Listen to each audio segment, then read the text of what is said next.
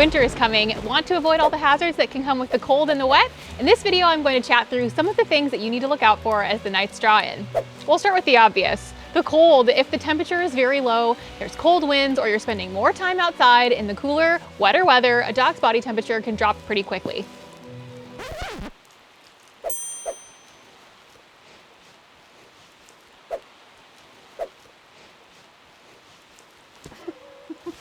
Many dogs, especially breeds with thick fur, will be fine going on their normal walks in the winter.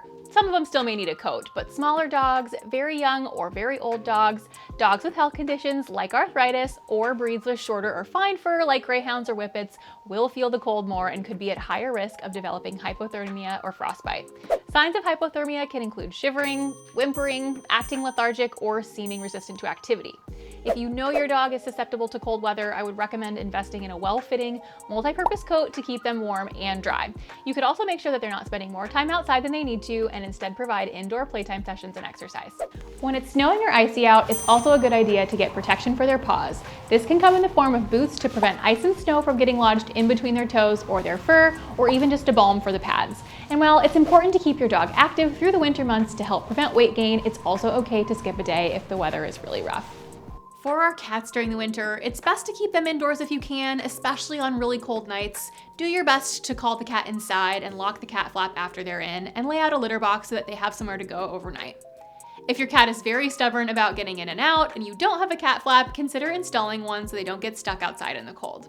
With the cold comes the dark. It's not possible for every dog owner to push their evening walks earlier, so as the nights draw in, it's best to take precautions to keep you and your pet safe. Walk well-lit routes if you can, and accessorize with something reflective for you and your pup so it's easy for drivers to see you.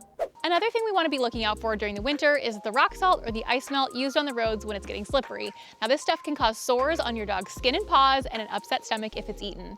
It can be tricky to prevent pets from coming into contact with rock salt completely, so make sure to wash their feet and legs after an icy walk.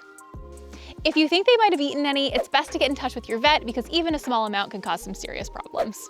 Speaking of winter pet poisons, antifreeze is another common thing to watch out for in the colder months. Pets most commonly come across this stuff when it's either leaking from the car radiator or spilled while filling up the container under the bonnet of the car.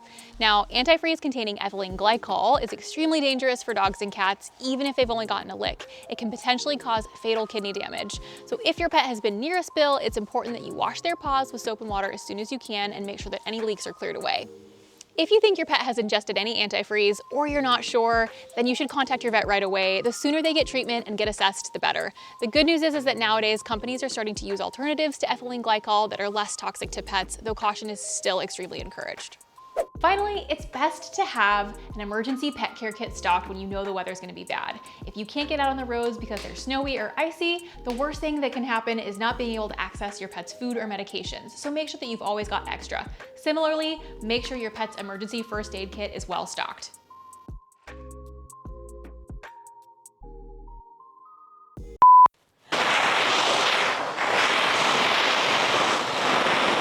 It's like coming around the umbrella.